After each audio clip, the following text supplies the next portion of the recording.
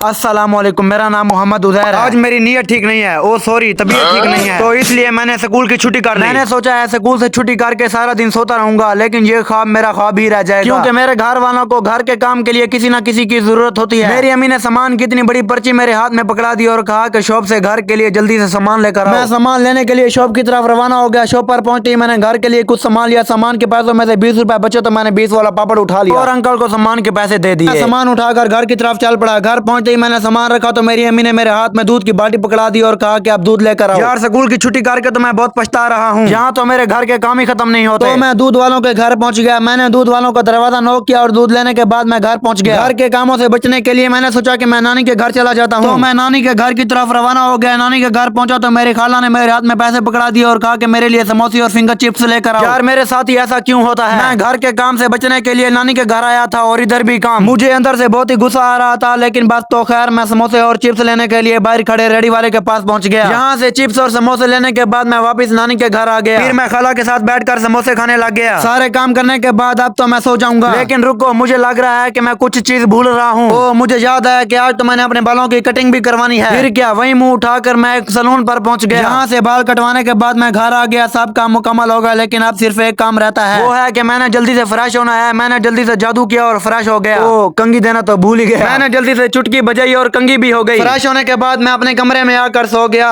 Like follow comment जरूर कर दें। अल्लाह हाफिज।